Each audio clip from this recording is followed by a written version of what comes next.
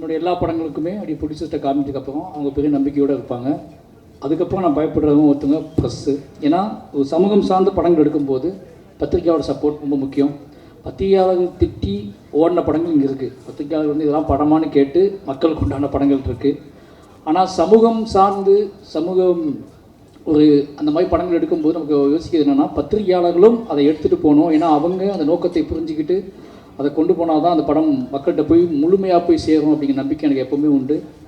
அப்படி என்னோட ஒவ்வொரு படத்தையும் நான் பத்திரிகையாளர்கிட்ட ஷோ போடும்போது வெளியே எக்ஸாம் எழுதின பையன் மாதிரி நின்றுருக்கேன். இன்றைக்கும் இந்த 5வது படம் 4 படம் ஹிட்டு கொடுத்ததுக்கப்புறம் இந்த 5வது படம் நான் நின்ற இரவு எனக்கு தெரியும், இந்த தவிப்பு எனக்கு தெரியும்.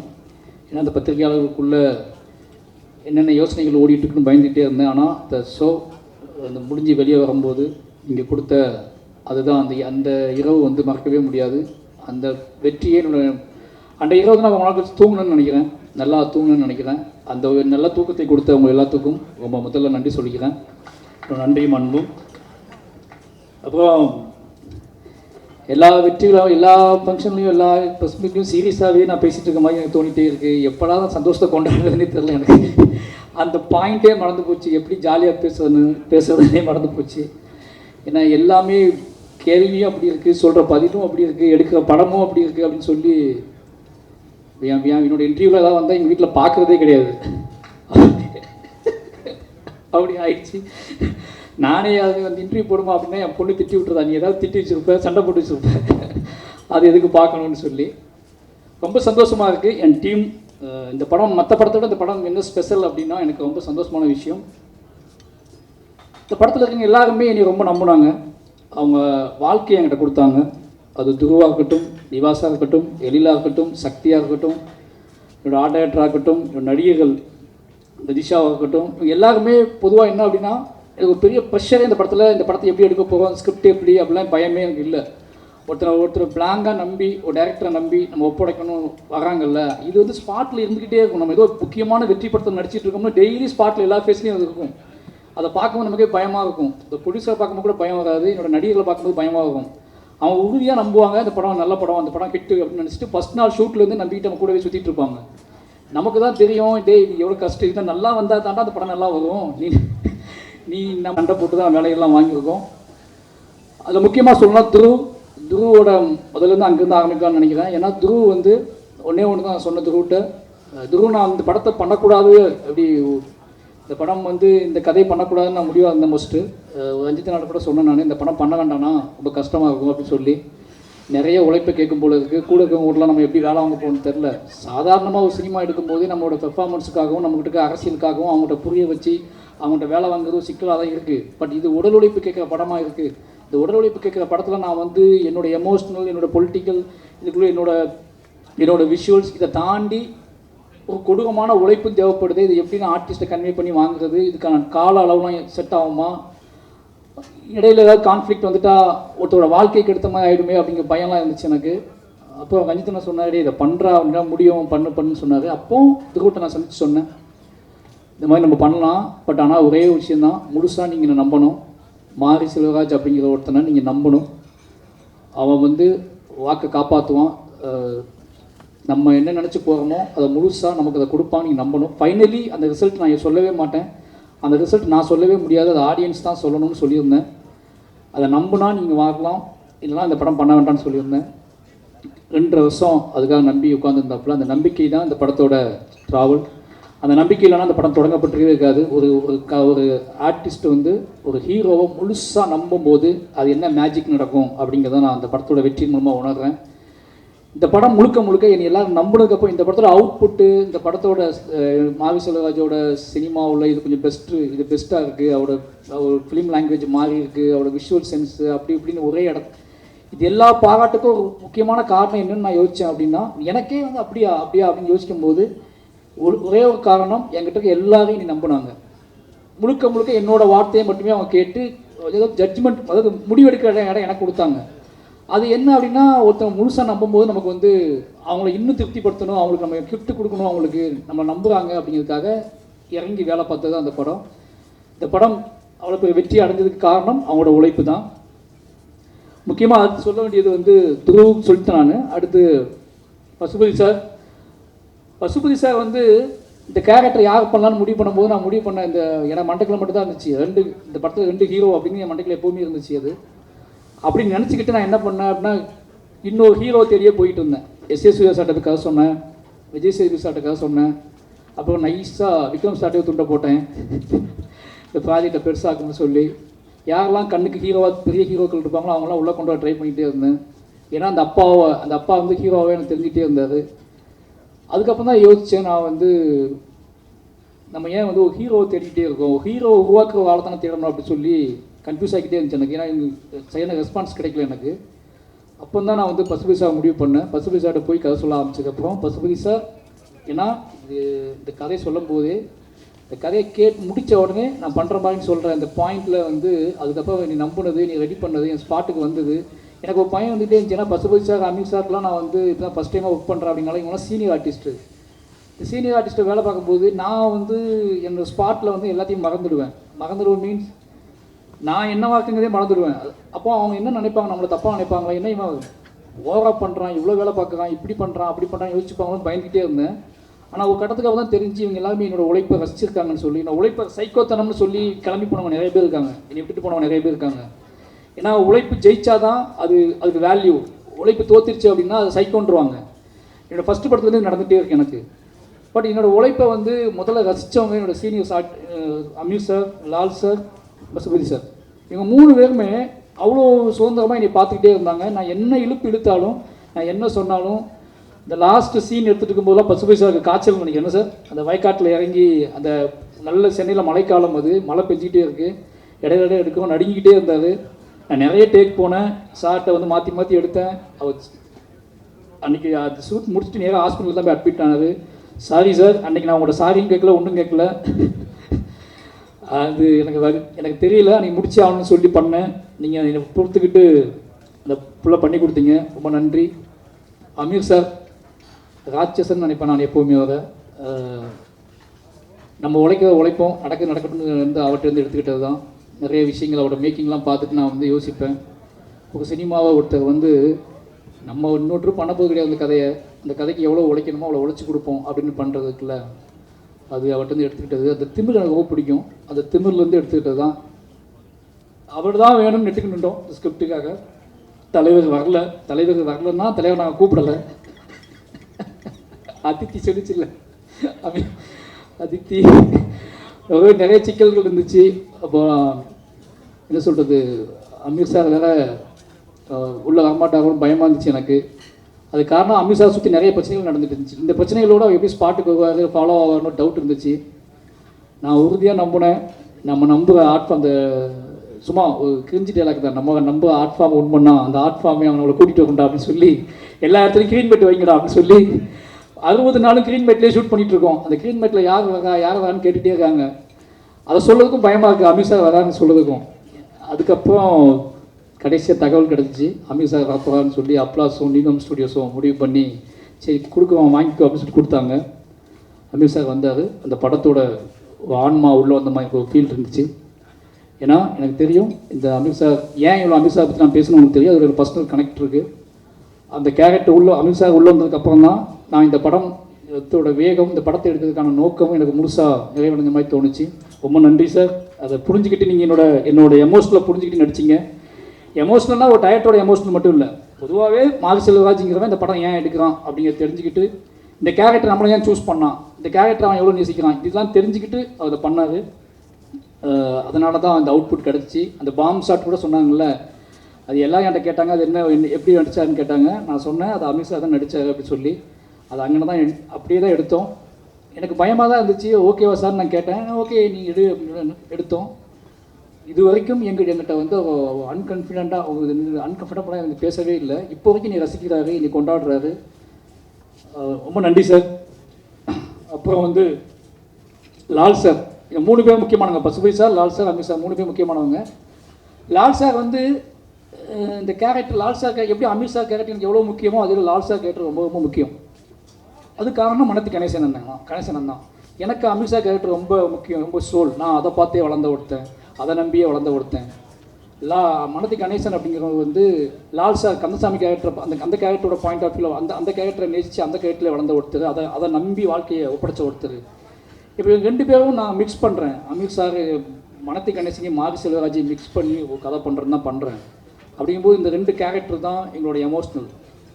Lal sir character, Ameer sir character, Kandasamy, Pandiyaraja. இந்த 2 கேரக்டருக்குள்ளேயும் இங்கே 2 பேரோட ஆன்மா இருக்குது. இந்த 2 கேரக்டரையும் 2 பேருமே நேசிக்கிறோம். இந்த 2 கேரக்டரையும் நான் பயங்கரமாக இந்த 2 கேரக்டர் தான் இந்த படம் எடுப்பதுக்கான முழு ஆன்மான்னு எங்களுக்கு தெரியும்.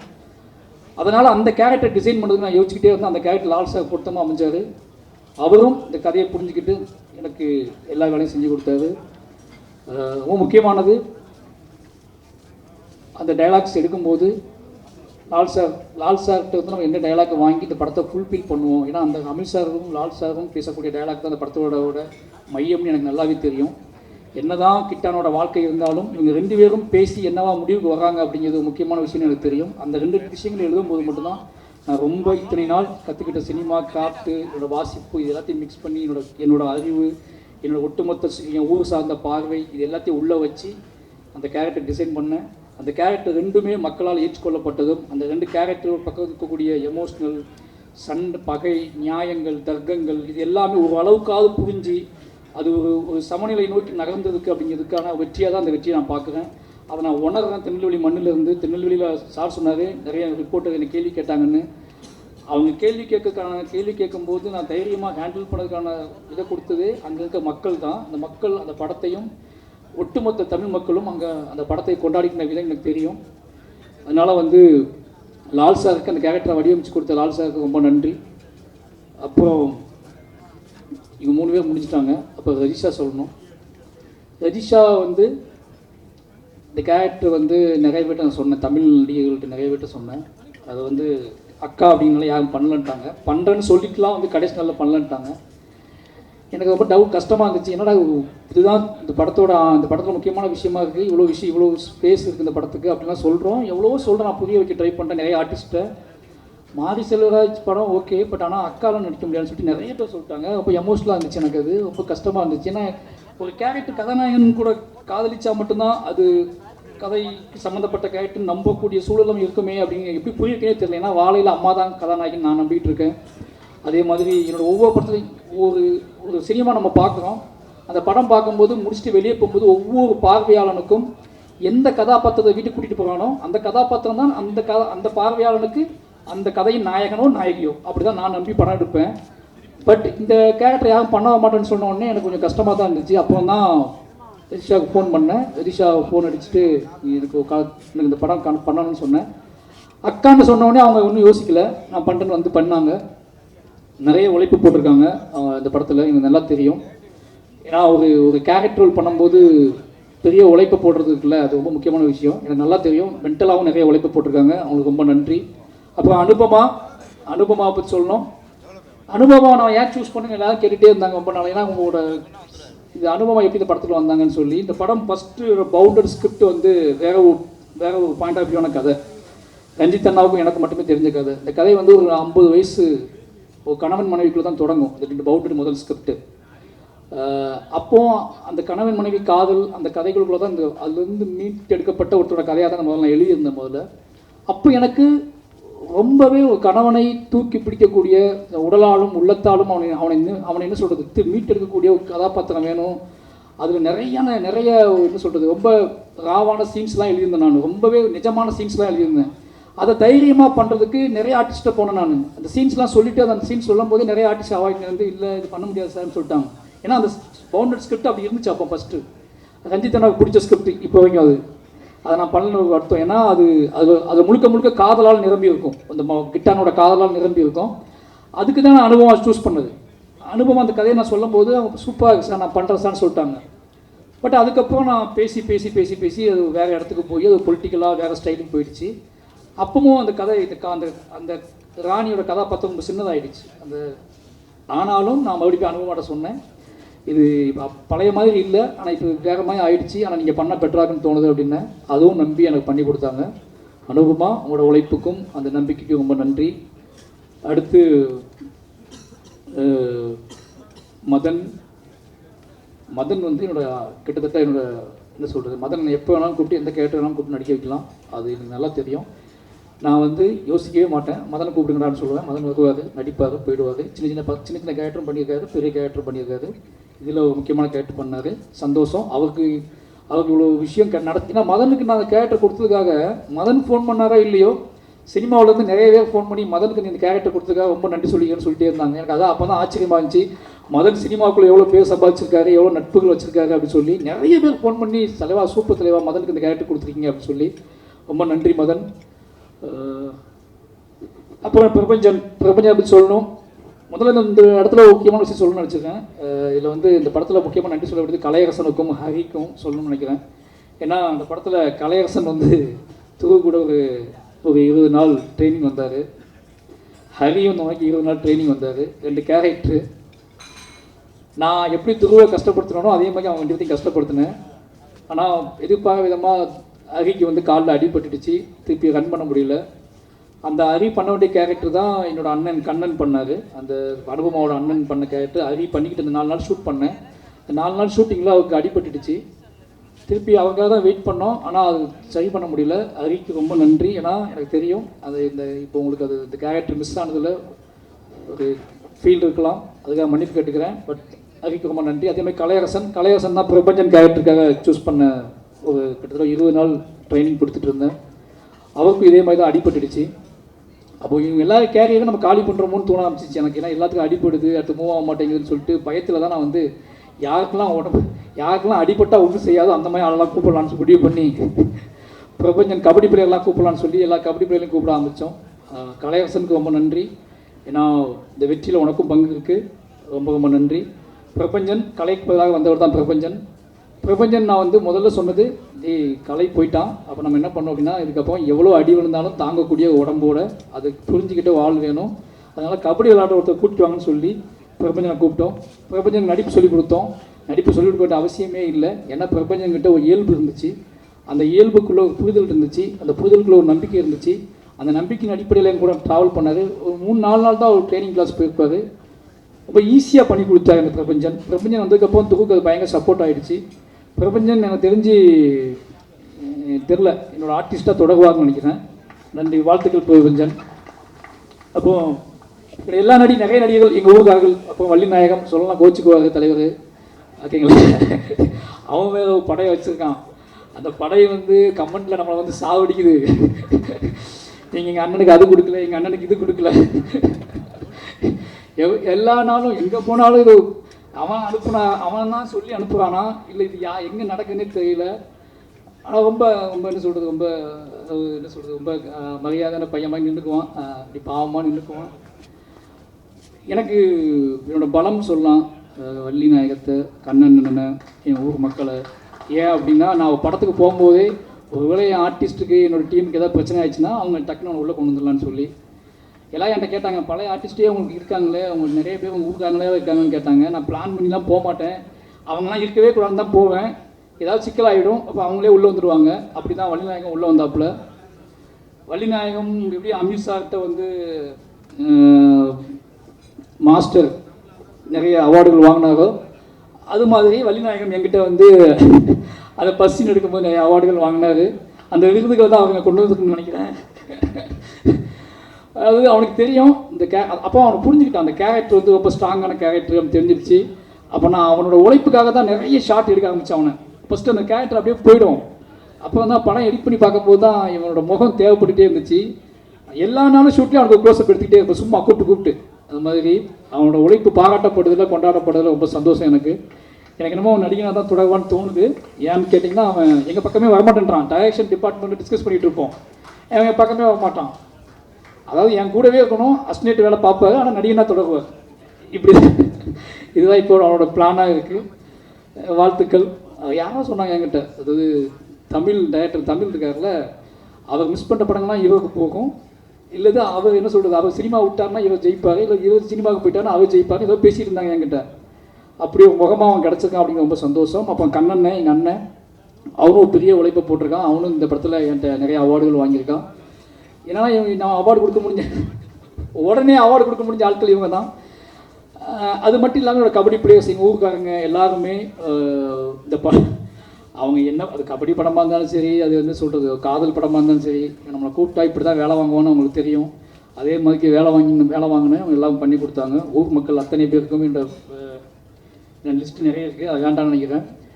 தூத்துக்குடி மாவட்டத்தில் இருக்கிற, திருநெல்வேலி மாவட்டத்தில் இருக்கிற நிறைய கிராமங்கள்லேருந்து கபடி பசங்க வந்தாங்க. நிறைய பேர் நடித்தாங்க. நிறைய பேர் ராத்திரி பகலாக எங்க கூட ட்ராவல் ஆனாங்க.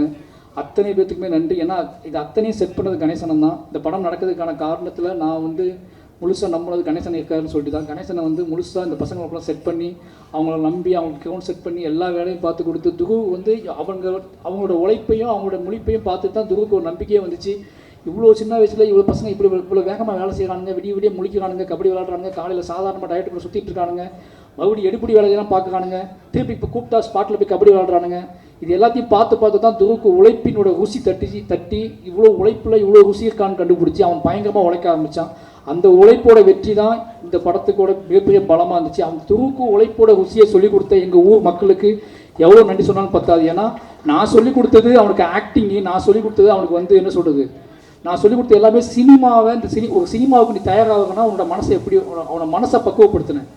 ஆனால் அதுக்கு ருசி நாக்கில் நான் தடவவே இல்லை. அதை தடவுனதுக்குள்ளே என் ஊருக்காரங்க தான் சுற்றி எல்லாரும் டெய்லி உட்காந்து அவனுக்கு தடவை விட்டுட்டே இருந்தாங்க. அவனும் நாக்கை சொட்டாங்க போட்டு என்னை வந்துக்கிட்டே இருப்பான், சார் நான் அது பண்ணுறேன் சார், இது பண்ணுறேன் சார்னு சொல்லி அந்த அவனுக்கு பெரிய பலத்தை கொடுத்த திருநெல்வேலி தூத்துக்குடி மாவட்டத்தில் இருக்க எல்லா கிராமத்து எல்லா கபடி பிளேயருக்கும் நன்றி. அதுக்கப்புறம் ஸ்டேட் பிளேயர்ஸ், கபடி பிளேயர்ஸ், அந்த பிரபஞ்சன் டீமு, நிறைய நேஷ்னல் பிளேயர்ஸ், இவங்க எல்லாத்துக்குமே ரொம்ப நன்றி. இவங்க எல்லாருமே என்னைய தெரியாத நேஷ்னல் கபடி பிளேயர் கூட ஸ்பாட்டில் இவன் தான் டைரக்டர், வேலை பார்க்குறான், ஒரு டைப்பாக தான் அலையான்னு சொல்லி என்னை நம்பி வெயிலில் கிரவுண்டில் விளாண்டு எனக்கு சப்போர்ட் பண்ணி கொடுத்தேன். ஏன்னா அவங்களாம் மேட்டில் ஆடுறவங்க, அவங்க வந்து வெறும் தரையில் விளையாண்டு பெரிய சப்போர்ட் பண்ணி கொடுத்தாங்க. எல்லாத்துக்குமே நன்றி. இந்த படத்தோட வெற்றியில் உங்கள் கண்ணுக்கு தெரியாத, உங்கள் கண்ணுக்கு தென்படாத எத்தனையோ பேர் இருக்காங்க. அவங்க அத்தனை பேர் உழைப்பு சொல்லி மாளாது. ஏன்னா எல்லாரும் சொல்கிறோம், நீங்கள் உங்களுக்கு துருவோட உழைப்பு தெரியும், என்னோட உழைப்பு தெரியும், எங்கள் டீமோட உழைப்பு தெரியும். ஆனால் இது அத்தனையும் தாண்டி பெரிய உழைப்பை போட்டது கண்ணுக்கு தெரியாத நிறைய இளைஞர்கள் தான். நிறைய பேர் வேலை செஞ்சுருக்காங்க, ராத்திரி பகலாக வேலை செஞ்சுருக்காங்க. அவங்க அத்தனை பேர்த்துக்கும் எங்கள் டீம் சார்பாகவும், ரஞ்சித் அண்ணன் சார்பாகவும், நீலம் சுரேஷ் சார்பாகவும் நன்றி சொல்லிக்கிறேன். மொத்தமாக நன்றி சொல்லிட்டுன்னு நினைக்கிறேன். அப்போ ஹரிதா நிறைய பேர் நடிச்சிருக்காங்க. இவங்க எல்லாருமே செல்வராஜ், அழகம்பெருமாள் சார் வந்து எப்படி சொல்கிறது, தம்பி ஒரு மெசேஜ் அனுப்புவார் தம்பின்னு சொல்லி, சார் வாங்க சார் ஷூட்டிங் ஸ்பாட் வாங்க சார், அவ்வளோதான். அப்படி தான் அந்த கேரக்டர் ஸ்டார்ட் ஆகும். இனி ரொம்ப நம்பக்கூடிய ஆள். அவரும் இந்த படத்தில் முக்கியமான கேரக்டர் பண்ணி கொடுத்து நல்லா பண்ணி கொடுத்தாரு. அழகம்பெருமாள் சாருக்கு நன்றி. இன்னொரு டீம் சொல்லி ஆகணும். இந்த இடத்துல நடிகர்கள் எல்லாரும் சொல்லிட்டு நினைக்கிறேன், யாராவது மிஸ் பண்ணியிருந்தால் மன்னிச்சுக்கோங்க. சாண்டி மாஸ்டரா நடிகர் லிஸ்ட் யாராவது? சாண்டி மாஸ்டர் இந்த படத்தில் என்ன சொல்கிறது, ப்ரொமோஷனுக்கு மட்டும் கபடி டான்ஸ் எடுத்தோம். அதை போட்டு வளைச்சி ஆட வச்சாரு. அவன் கபடியே பரவாயில்ல இதுக்கு அப்படின்னு சென்ஸுக்கு போயிட்டான். ஏன்னா ஷூட்டிங் முடிஞ்சுன்னு சொன்னால் ப்ரொமோஷன் ஷூட்டிங் தான் நாங்கள் அதிகமாக பண்ணோம். ஆனால் அந்த பாட்டெலாம், அந்த விஷுவல்ஸ் எல்லாம் ஒர்க் அவுட் ஆகிருக்கு, ஆடியன்ஸுக்கு பிடிச்சிருக்கு அப்படிங்கிற சந்தோஷம். சாண்டி மாஸ்டருக்கு ரொம்ப நன்றி. ஏன்னா அவங்க ரொம்ப நம்புவார், அந்த விஷுவல்ஸ் கொண்டு வந்தார், ரொம்ப நன்றி. கடைசி என்னோட டீம் நிவாஸ் பிரசன்னா, வெள்ளை ஓனாய். ஃபஸ்ட்டு நாள் ஷூட்டிங் ஸ்பாட்டுக்கு வந்திருந்தாப்புல தலைவர் என்னை பார்க்க திருநெல்வேலிக்கு. ஏன்னா அவருக்கும் திருநெல்வேலி தான், அதாவது அவருக்கு திருநெல்வேலி தான், எனக்கும் திருநெல்வேலி தான். ஆனால் எப்படி தான் வந்தார் அவர் வந்து நான் என்னமோ ஜம்மு காஷ்மீரில் ஷூட் பண்ணிகிட்டு இருக்க மாதிரி, அவர் வந்து அந்த புதுசாக அந்த ஊருக்கு வந்த மாதிரி வந்து உட்காந்துருந்தார். அப்போ நான் பேசிகிட்டு இருக்கும்போது, நான் எங்கே போயிட்டு வந்த காலையிலேருந்து அப்படின்னு கேட்டேன். காலையில் தூத்துக்குடி, திருநெல்வேலி, தென்காசியா, இந்த 3 ஊரில் இருக்க கோயிலுக்கு எல்லா கோயிலுக்கும் போயிட்டு நைட்டு ஸ்பாட்டுக்கு வந்தாப்புல. என் லைஃப்லேயே இப்படி இந்த வயசில் என் கூட பழக ஆள்கிட்ட இவ்வளோ கோயிலுக்கு போன ஒருத்தர் நான் பார்த்ததே கிடையாது. அப்போ தான் சின்னதாக டவுட் வந்துச்சு எனக்கு, இது சாத்தியமாகுமா, இவ்வளோ சாமி கும்பிட்டு வந்துருக்கா அப்படியே அப்படின்னு சொல்லி. அப்போ நான் கேட்டேன், சார் உங்களுக்கு தான் சார் வெயிட் வந்தேன்னு சொன்னாப்புல. சரி ஓகே அப்படின்னு சொல்லிட்டு ட்ராவல் பண்ண ஆரம்பித்தோம். ஃபஸ்ட் நாள் ஒரு ஸ்டூடியோவுக்கு போனேன். இல்லை நிவாஸை பற்றி ஒரு விஷுவல் உங்களுக்கு கிடைக்கணும் அப்படிங்கிறக்காக சொல்கிறேன். ஃபஸ்ட் நாள் ஸ்டூடியோவுக்கு போனால் நல்லா கம்மன்னு என்ன சொல்கிறது, தெய்வீகமாக இருந்துச்சு அந்த இடம். ரொம்ப அமைதியாக ஆரம்பிக்கலாமா சார்னு சொல்லி ஆரம்பிச்சு, நம்ம பழைய சினிமாலாம் பார்ப்போம்ல, லைட்டாக ஹார்மோனியத்தை டச் பண்ணுவாங்கல்ல மியூசிக் டைரக்டர்ஸு, டிங் டிங் அப்படி தான் அந்த பாட்டுகளை ஆரம்பித்தோம். இப்போ டிங் சொல்லி அவன் எப்போ படத்தை முடிக்கிறதுன்னு சொல்லி, ஏன்னா அவனுக்கு எப்படி இம்ப்ரெஸ் பண்ணுறதுன்னு தெரில. அதுக்கப்புறம் நான் அவன்கிட்ட ஜாலியாக பேச ஆரம்பித்தேன். அவனோட காதல் கதையை கேட்க அவனை எப்படி பழகுதுன்னு தெரியல. அவனோட காதல் கதைகள், அவனோட ஊர் கதைகள்லாம் கேட்க ஆரம்பிச்சதுக்கப்புறம் அவனுக்கு புரிஞ்சிச்சு அந்த ஆள் ஜாலியான ஆள் தான் போல், நாம தான் சீரியஸாக நினச்சிட்டோம்னு சொல்லி அந்த ஜாலியாக பேச ஆரம்பித்து பழக ஆரம்பித்து அதுக்கும் சண்டைலாம் போட ஆரம்பித்து 2 பேரும் ஒன்றா சுற்ற ஆரம்பித்து அந்த பாடல்கள் நடந்துச்சு. நிவாஸ்கிட்ட பிடிச்சது என்ன அப்படின்னா, நிவாஸ் நிறைய அவார்டு வாங்கியிருக்கான் என்கிட்ட. அந்த அவார்டு வாங்கிட்டு அந்த அவார்டு வாங்கினது தெரியாமல் மன்னர் காலையில் புதுசாக அவார்டு கேட்பான். சார் கைஸ் ஏன்னா நேற்றான அவார்டு கொடுத்தேன் அப்படிமா. காலையில் வந்து ஃப்ரெஷ்ஷாக மெசேஜ் போடுவான், ஐ லவ் யூ அப்படின்னு மெசேஜ் போடுவான். நைட் அவார்டு கொடுத்துருப்பேன், காலையில் எனக்கு ஒரு மெசேஜ் வரும். எடுத்து பார்த்தா லவ் யூ சார், லவ் யூன்னு 3 மெசேஜ் இருக்கும். நிவாஸ் வந்து கற்றுக்கிட்டது ஒன்று தான். ஏன்னா ஒரு கட்டத்தில் நிவாஸ் நான் புரிஞ்சுக்கிட்டேன், அவனுக்குள்ளே பயங்கரமான ஒரு வெறி இருக்குது. இசை வந்து சந்தோஷ் திங்மிஸ் சந்தோஷ் எனக்கு சொல்லியிருக்காரு, தலைவா அவன்கிட்ட நீ என்ன வேணாலும் பண்ணிக்கோங்க, அவன் எப்படிப்பட்ட நீங்கள் உங்களுக்கு அவங்க செட் ஆவானான்னு தெரியாது, ஆனால் கண்டிப்பாக அவனுக்குள்ள பயங்கரமான ஒரு மியூசிக் சென்ஸ் இருக்குது, அவன் பயங்கரமான ஆள் தலைவா, அதை மட்டும் நான் சொல்லிக்கிறேன். ஆனால் அவன்கிட்ட எப்படி பழகுவான்னு எனக்கு தெரியல, இதை மட்டும் தான் சொன்னார்.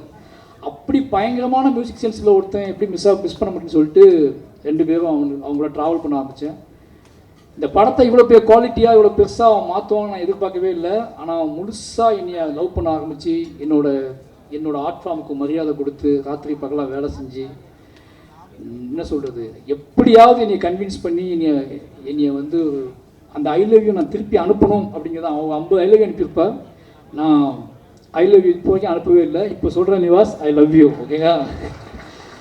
நான் அனுப்பாமலே இருந்தேன், என் ஒய்ஃப் திட்டிக்கிட்டே இருக்கும், ஒரு மனுஷன் உன்னை நம்பி இவ்வளோ ஐ லவ் யூ அனுப்பி வைக்கலாம், நீ என்னன்னா ஓவராக பெரிய இவர் மாதிரி ஒன்றுமே அனுப்ப மாட்டேன். இதே வந்து சந்தோஷ் நாராயணனோ இல்லை வந்து ரகுமான் சாரோ அனுப்பியிருந்தா நீ இப்போ விட்டுருப்பியான்னு கேட்டேன். நான் சொன்னவர்கிட்ட இல்லை, அந்த ஐ லவ் யூ நான் திருப்பி அனுப்புனேன் அப்படின்னா திருப்பி அதுக்கப்புறம் அனுப்ப மாட்டான், அவன் அனுப்பிக்கிட்டே இருக்கட்டும்னு சொல்லி வச்சுருந்தேன். நிவாஸ் நிவாஸோட அம்மா அப்பா சொல்லி ஆகணும், எனக்கு நல்லா ஞாபகம் இருக்குது.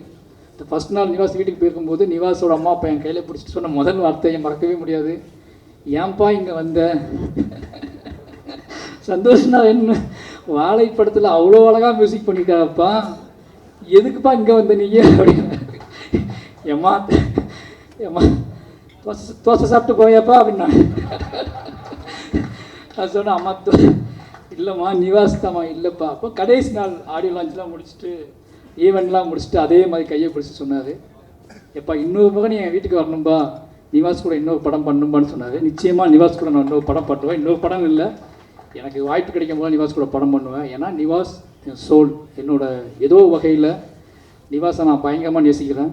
அதுக்கு காரணம் நிவாஸ் வந்து என் லைஃப்லேயே ஃபஸ்ட் டைம் நான் நிறைய அவார்டு கொடுத்து ஒருத்தர் நீ நேசிக்கிட்டே இருக்கானா அது நிவாஸ் மட்டும்தான். நான் 2 அவார்டு கொடுக்கும்போதே படம் சைக்கொண்டு போயிடுவாங்க பாதி பேர்.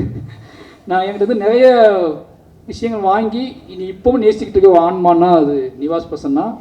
நிச்சயமாக அவன் பெரிய உயரத்துக்கு போவார். ஏன்னா அந்த இடம் காத்துக்கிட்டு இருக்கு. அவனுக்குள்ளே ஒவ்வொரு நாளும் என்கிட்ட பேசும்போது சொல்லுவான், ஏன் சார் நான் எனக்கு போக முடியாது சார்னு சொல்லி. நான் போகிற இடத்துல எல்லா இதுலேயுமே எல்லா மீடியாவிலையுமே முதல்ல பார்ப்பேன், நிவாஸ் பேர் இருக்கான்னு பார்ப்பேன். நிவாஸ் பிரசன்னாவுக்கு வாழ்த்து போட்டிருப்பாங்க, நிவாஸ்னு போட ஆரம்பித்தாங்க. இந்த படம் ஹிட் அடைஞ்சதை விட இந்த படம் இந்த ஆடியோ ரிலீஸ் ஆனதுக்கப்புறம் நிவாஸ்னு சொல்ல ஒரு மாதிரி நம்ம இந்த பாஷா படத்தில் ரஜினி சார் முதல் குத்துவிளக்கு ஏற்றி வைப்பார்ல, அது மாதிரி முதல் குத்துவிளக்கை வந்து மியூசிக்கில் ஏற்றி வச்சோம். லவ் யூ நிவாஸ், நீ கண்டிப்பாக உனக்காக தான் நான் இந்த ப்ரெஸ் மீட்டில் பேசணும்னு நினச்சதே உன்னை பற்றி மட்டும்தான். ஏன்னா நான் நிறைய இடங்களில் உன்னை பற்றி பேசலை. அதுக்கான காரணம் என்னை நிறைய வேறு மாதிரி கேள்வியில் கேட்டாங்க. நிவாஸ் ஜெம், அவன் வந்து ஒரு பெரிய லெஜெண்டாவுக்கான எல்லா தகுதியும் திறமையும் ஒரு பயங்கரமான ஒரு லவ்வபுள் ஆன்மா, காதலால் நிரம்பி இருக்கிற ஒரு ஆன்மா. பெண்களை எவ்வளோக்குள்ளோ காதலிப்பானோ அதே அளவுக்கு ஆண்களையும் காதலிக்கக்கூடிய ஒரு பயங்கரமான ஆன்மா. ரொம்ப நன்றி நிவாஸ். அப்போ என்னுடைய எடிட்டர் சக்தி, அவன் பேசிட்டு போனாலாம் பார்த்தீங்கல்ல, உங்களோட பேர் அவன் சக்தி பேசுனதை பார்த்தீங்கல்ல, இன்னும் எடிட்டிங் ரூமில் இப்படி தான் இருப்பான், எனக்கு கேட்காது. அவன் பேசிகிட்டே அவன் வந்து அமைதியாக சொல்லுவான். பட் ஆனால் அவனுக்கு ஒரு ப்ரெஷர் இருந்துச்சு. ஏன்னா ஃபஸ்ட்டு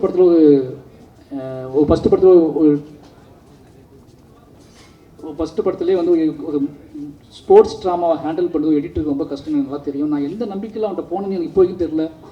நான் மாமன் கட் பண்ணால் நான் இப்படி தான் ஏதாவது டக்குனே யார் எடிட்டர் என்கிட்ட கேட்டாங்க, என் ஹஸ்பண்ட் வந்து சக்தி போட்டுக்கோங்கடா இப்படி தான் சொன்னேன், யோசிக்காமல் சொல்லிட்டோமோ அப்படின்னு பயம். ஏன்னா ஒருத்தனை முடிவு பண்ணிட்டோம், திருப்பி அவனை நம்ம திட்டி அவனை ஏதாவது பண்ணலன்னு சொல்லி வருத்தப்பட்டோம்னா அவனுக்கு அவன் லைஃப் என்ன ஆகும்னு யோசிச்சுட்டு, ஆனால் அவன் பெரிய நம்பிக்கையை காப்பாற்றி என் கூடவே ட்ராவல் ஆகி 2 பேரும் கிளம்பி பாண்டிச்சேரிக்கு போய் ஒரு காட்டுக்குள்ள உட்காந்து எடிட் பண்ணோம் அந்த படத்தை.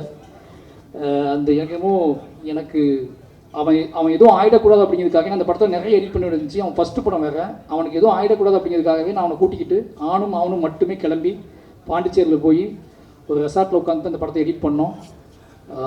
அந்த நேரத்தில் அவன் பையன் ரொம்ப சந்தோஷமாக இருந்தான். இந்த படத்தை முழுமையாக்கி கொடுத்தான். நன்றி சக்தி, லவ் யூ. உனக்கும் மிகப்பெரிய இடம் காத்திருக்கு, அடுத்தடுத்த படங்களில் நீ கலக்குவ. அதுக்கப்புறம் என்னோடய கேமராமேன், நான் ரொம்ப நேரம் பேச யோசிக்காது. இந்த கபிலன் இருக்காருலாம், சுகி டிவி கபிலன், அவர் என்ன பண்ணாருன்னா அந்த ப்ரெஸ் ரிலீஸ் ஈவெண்ட் இருக்குல்ல, அங்கே நான் பேசியிருந்தேன். அது கமெண்ட் போட்டு என் ஒய்ஃப் ஸ்க்ரீன்ஷாட் எடுத்து காமிச்சிச்சு. இந்த மனுஷன் ஒரு 40 நிமிஷம் 50 நிமிஷம் பேசுவான், கண்டென்ட் கிடைக்கும். ஆனால் யாரோ சொல்லி அனுப்பியிருக்காங்க, ரஞ்சிதனை தான் சொல்லி அனுப்புனாங்க, கம்மியாக பேசிட்டு வாடா அப்படின்னு சொல்லி அனுப்புனாங்க எனக்கு நிகழ்ச்சியில். அதனால் இப்போ எல்லாத்தையும் சொல்லுமேங்க சொல்கிறேன். எழில் என்னோட 15 வருஷமாக என்னை நேசிக்கிற ஒரு பையன், தம்பி. நான் பிளாக்ல எழுதிட்டு இருக்கும்போது என்னோடய எழுத்து படிச்சுட்டு அவன் இன்ஸ்டியூட்டில் படிச்சுட்டு இருந்தான். இன்னைக்கு கிளம்பி பார்க்க வந்தான். எனக்கு ஆச்சரியமாக இப்போ வரைக்கும் எனக்கு எப்படா ஒருத்தன் 15-16 வருஷத்துக்கு முன்னாடி எழுத்து படிச்சுட்டு அவன் கேமரா படிச்சுட்டு இருக்கான், நான் அசிஸ்டன்ட் டைரக்டர். அப்போவே நீ தேடி ஆஃபீஸ்க்கு அண்ணன்னு கூப்பிட்டு என் கூட ட்ராவல் ஆகி வீட்டுக்கு கூட்டி போய் சாப்பாடு போட்டு என்னை பார்த்துக்கிட்ட ஒருத்தன், என்னை நேசித்த ஒருத்தன், திருப்பி அவனோட நம்மளை லவ் பண்ணி நம்ம நேசித்த ஒருத்தன் நம்மளை வேலை பார்க்கறது இருக்குல்ல, அது பெரிய விஷயம். இந்த படத்தோட விஷுவல்ஸ் என் லைஃப்லேயே இந்த 5 படம் எடுத்திருக்கேன். இந்த 5 படத்தில் நான் டிஐக்கு போகாமலேயே என் அவுட் வெளியே போன முதல் படம் பைசன் தான். ஒரு நாள் கூட நான் டிஐ போய் பார்த்ததில்லை.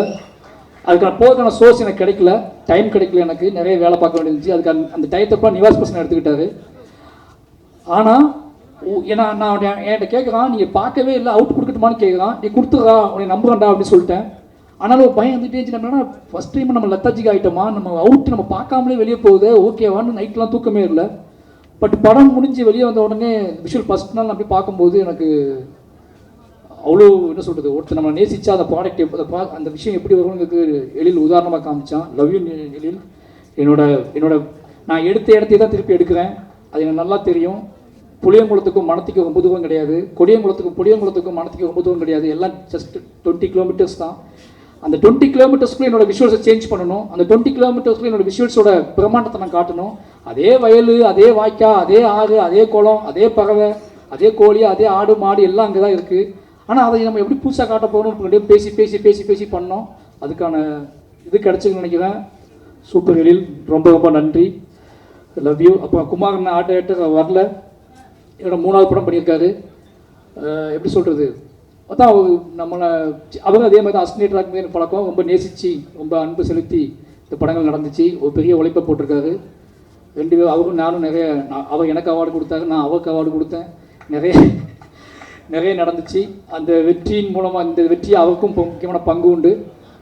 லவ் யூ குமார்னு. அதுக்கப்புறம் இந்த படத்தில் நான் ஃபஸ்ட்டு சொல்ல வேண்டியது என்னோட காஸ்டியூம் டிசைனர். காஸ்டியூம் ஏகன் நான் ஃபஸ்ட்டு 5வது படத்தை தான் காஸ்டியூம் டிசைனரோட ஒரு படத்துக்கு போயிருக்கேன். இது வரைக்கும் எந்த படத்துக்கும் காஸ்டியூம் டிசைனர் இருப்பாங்க, அப்போ போயிடுவாங்க. எனக்கு காஸ்டியூம் டிசைனர் தேவைப்பட்ட மாதிரியே தோணலை. அப்போ ரஞ்சித் அண்ணன், ராம் சார்லாம் சொல்லுவாங்க, இது என்னடா காஸ்டியூம் டிசைனராக வச்சுக்கூடா கூட அப்படிம்பாங்க. சரி, இந்த படத்துக்கு காஸ்டியூம் டிசைனர் வச்சுக்கலான்னு முடிவு பண்ணி தான் போனோம். நான் ஷூட் பண்ணும்போதே கண்டுபிடிச்சிட்டேன், ஒரு காஸ்டியூம் டிசைனர் ஒரு படத்துக்கு எவ்வளோ முக்கியமான, நம்ம எவ்வளோ தப்பு பண்ணியிருக்கோம் அந்த 4 படத்தில். நம்ம இஷ்டத்துக்கு ட்ரெஸ் எடுத்து கொடுக்குறது, இஷ்டத்துக்கு பேண்ட் எடுத்து கொடுக்குறதுன்னு கொடுத்து நம்ம தப்பு பண்ணியிருக்கோம் அப்படின்னு புரிய வச்சார் ஏகன். அவரோட உழைப்பு இந்த படத்தில் முக்கியமான விஷயம். என்னோட கலர் சென்ஸே மாற்றினார். ஏன்னா அது ஒருவேளை ஒரு கர்ணனோட லொக்கேஷன் தான் மணத்தியோட லொக்கேஷன், ஆனால் அதை மாற்றினதில் எழிலுக்கு எவ்வளோ பங்கு இருக்கோ அதே முக்கிய பங்கு ஏகனுக்கு இருக்குன்னு நினைக்கிறேன். ரொம்ப நன்றி ஏகன். அப்போ என்னோட மேக்கப் ஆர்டிஸ்ட்டு எல்லாருக்கும் ரொம்ப நன்றி. அப்போ அண்ணன் ராஜா அண்ணன் வந்தோடனே சொன்னார், நான் ஒரு நாள் கூட லீவ் போட மாட்டேன், நீங்கள் கவனமாக வச்சுக்கோங்க அப்படின்னாரு. அதே மாதிரி லீவ் போடாமலே ஃபுல்லாக முடிச்சு கொடுத்தாரு. அப்புறம் யாரையாவது விட்டான்னு தெரியல, மாஸ்டர் ஒரு மாஸ்டர் எப்படி சொல்கிறது, மாஸ்டர் அதுதான், மெசேஜ் அனுப்ப மாட்டார், முத்தம் கொடுத்துட்டே இருப்பார், பார்க்க நேரம்லாம். ரொம்ப என்னை நேசிக்கக்கூடிய ஒரு முக்கியமான ஆன்மா. இந்த படத்தில் எனக்கு என்னென்னா, என்னோடய வேலை பார்க்குறவங்க எல்லாருமே அவங்களுக்கு ஒரு திறமை இருக்கும். அது மியூசிக் டைரக்டராக இருந்தாலும் சரி, அல்லது ஃபைட் மாஸ்டராக இருந்தாலும் சரி, ஆர்ட் டிபார்ட்மெண்ட்டாக இருந்தாலும் சரி, கேமரா இருந்தாலும் சரி, ஆர்டிஸ்டாக இருந்தாலும் சரி, அவங்களுக்கு நிச்சயமாக சினிமாவை பற்றி ஒரு பெரிய புரிதல் இருக்கும், திறமை இருக்கும். நான் அதையெல்லாம் ஸ்டாப் பண்ணுவேன் சில நேரத்தில். எனக்கு தப்பாகவே சில நேரத்தில் தோணும். அவங்களோட திறமையை வந்து ஓகே ஓகே ஓகே சொல்லி பாட்டிட்டு நான் ஒன்று சொல்லுவேன். அதை அக்செப்ட் பண்ணுறது ஒரு பெரிய விஷயம். எனக்கு என்னென்னா அது சினிமாவில் குவாலிட்டியாக இருக்கும், அவங்க சொல்கிறது குவாலிட்டியாக கூட இருக்கும். எனக்கு குவாலிட்டியை விட ரொம்ப முக்கியம் என்னோட ஒரிஜினாலிட்டி. அவங்க ஒரிஜினாலிட்டிக்காக நான் சில இடத்துல ஃபைட் பண்ணியிருக்கேன், ஃபைட் பண்ணி அவங்கள்ட்ட கேட்டிருக்கேன். என்னோட ஒரிஜினாலிட்டியை புரிஞ்சுக்கிறது என்னோட ஆர்டிஸ்ட் என்னோட டெக்னீஷியன்ட்டு பெரிய விஷயம். முக்கியமாக என்னோட ஒரிஜினாலிட்டியை புரிஞ்சுக்கிட்ட முக்கியமான ஆள் வந்து மாஸ்டர். அப்படியே பார்த்துட்டு அப்படியே விட்டுருவார், நான் பண்ணிக்கிட்டு விட்டு அப்படின்ட்டு விட்டுருவார். அப்படி 2 பேரும் சேர்ந்து தான் பண்ணுவோம். என்னோட படத்தில் இப்போ வரைக்கும் ஒரு ஒரிஜினாலிட்டி இருக்குது அப்படின்னா, அது கமர்ஷியல் எலிமெண்ட்ஸோடு சேர்ந்து இருக்குது அப்படின்னா அதுக்கு மாஸ்டர் முக்கியமான காரணம். அக்செப்ட் பண்ணிக்கிட்டது என்னோட கோமாளித்தனத்தெல்லாம் அக்செப்ட் பண்ணிக்கிட்டது. ரொம்ப நன்றி மாஸ்டர், லவ் யூ. அப்புறம் நிறையாது திங்க் சந்தோஷம் சொல்லணும், பார்த்துட்டே இருக்காரு. மாஃபியா, தமிழ் சினிமாவோட மாஃபியா, பயமாகவே இருக்கும் அவர் சொல்லலாம். ஐயோ சொல்ல முட்டோமே, யார் சொல்ல முட்டோமேன்னு சொல்லி நிவாசை ஒப்படைச்சிட்டு நான் பார்த்துக்கிறேன் உங்களுக்கு பயப்படாதீங்கன்னு சொல்லிட்டு காணாமல் போயிடுவார். காணாமல் போயிட்டு நான் நிவாஸ்ட்டு வேலை முடிச்சதுக்கப்புறம் ஃபோன் பண்ணுவார், தலைவா ஓகேவான்னு கேட்பாரு. நிவாஸ் மேலே அவர் வச்ச நம்பிக்கை தான் முக்கியமான காரணம். நிவாஸை வந்து அவர் எனக்கு கொடுத்தது. நான் அவர்கிட்ட கேட்டேன், எனக்கு ஏதாவது மியூசிக் தேட்டர் கொடுங்க, நான் புதுசாக போகலான்னு இருக்கேன்னு சொல்லி. ஏன் நிவாஸ் உங்களுக்கு பழக்கம் தானே, நிவாஸ்கிட்ட போவீங்கன்னு கேட்டார். நீங்கள் இருப்பீங்களா கூடன்னு கேட்டேன், இருப்பேன்னு சொன்னார். அப்படி தான் அந்த படத்தை ஆரம்பித்தோம். கடைசி வரைக்கும் கூட இருந்து முடிச்சு கொடுத்துருக்காரு. நிவாஸ் திங் மியூசிக் டீமுக்கு ரொம்ப நன்றி. ஐயோ நிவாஸோட அக்கா பேர் மறந்துட்டேன், நிவாஸோட அக்கா, அது நிவாஸ் அக்கான்னு சொல்லி வர்ஷா மறந்துட்டேன். நிவாஸ் அக்கா வர்ஷாவுக்கு ரொம்ப நன்றி, கூடவே இருந்து பார்த்துக்கிட்டீங்க. அப்புறம் அனுராக், சுபத்ரா, ரேகா நாயர், லெஸ்ஸி நிறைய பேர் நடிச்சிருக்காங்க. எல்லாத்துக்கும் ரொம்ப நன்றி. இந்த படம் எனக்கு நல்லா தெரியும். இந்த படத்தை வந்து மக்கள் கொண்டாடுறாங்க, பெருசாக போகுது, எல்லாரும் உழைச்சிருக்காங்க. எல்லாரோட உழைப்பும் கண்ணுக்கு தெரியுது. அந்த படத்தில் பெரிய மேஜிக். அது யாரெல்லாம் அந்த படத்தில் உழைச்சாங்களோ அவங்க அத்தனை பேருமே தெரியுறாங்க ஆடியன்ஸுக்கு, அவங்களோட உழைப்பு தெரியுது அப்படிங்கிறது ரொம்ப சந்தோஷம். அப்படி ஏதோ வகையில் என்னை நம்பி வந்த எல்லாத்துக்கும் அவங்களோட உழைப்புக்கான ஒரு வெற்றியை வாங்கி கொடுத்துருக்கோம் அப்படிங்கிற ஒரு பெரிய சந்தோஷம் இந்த படத்தில் எனக்கு ரொம்ப அதிகமாக கிடச்சிருக்கு. அதுக்கு அதை தெரியப்படுத்திய பத்திரிகையாளர்களுக்கு மறுபடியும் நன்றி சொல்லிக்கிறேன். ஃபைனலி மை ப்ரொடியூசர் ரஞ்சித் அண்ணா, அதித்தி பாண்டியன். நாங்கள் அதித்திக்கு வந்து பாண்டியன்னு பேர் வச்சுருக்கேன். அவங்க அப்படி தான் பேசுவாங்க என்கிட்ட. அவங்க லைவில் ஒரு மாதிரி இருப்பாங்க, ஜூம் காலில் ஒரு மாதிரி இருப்பாங்க. அதித்தி இப்போ இங்கே பற்றி அதித்தி இங்கே பேசுனாங்களே என்னை பற்றி, அது எதுவுமே எனக்கு தெரியாது. இப்போ நான் அதித்தியை பற்றி பேசுகிற போது அவங்களுக்கு தெரியாது, ஓகேங்களா? ஆனால் 2 பேருக்கும் பார்வையால் பேசிக்குவோம். ஏன்னா எனக்கு இங்கிலீஷ் தெரியாது, அவங்களுக்கு தமிழ் தெரியாது. நாங்கள் ஆனால் இவ்வளோ படம் பண்ணியிருக்கோம், ஆனால் 2 பேரும் அதிகமாக பேசியிருக்கோம். யோசிச்சு பார்த்துக்கோங்க, 2 பேரும் நிறைய டிஸ்கஸ் பண்ணியிருக்கோம். அவங்க ஃபோன் பண்ணுவாங்க, எனக்கு பயங்கரமாக பேசுவாங்க. நான் ஓகேம்மா, அவங்க ஃபோனை வச்சுருவாங்க. திருப்பி நான் ஃபோன் பண்ணி கோவமாக பேசுவேன், அவங்க ஓகேப்பாங்க, ஃபோனை வச்சுருவாங்க. பட் என்ன அண்டர்ஸ்டாண்ட் லெவலில் நடந்துச்சுன்னா அந்த வேலை நடந்திருக்கு. அப்போ ஏதோ வகையில் நாங்கள் வந்து ஒரு அந்யோன்யம் இருந்துக்குன்னு புரிஞ்சிக்க முடியுது.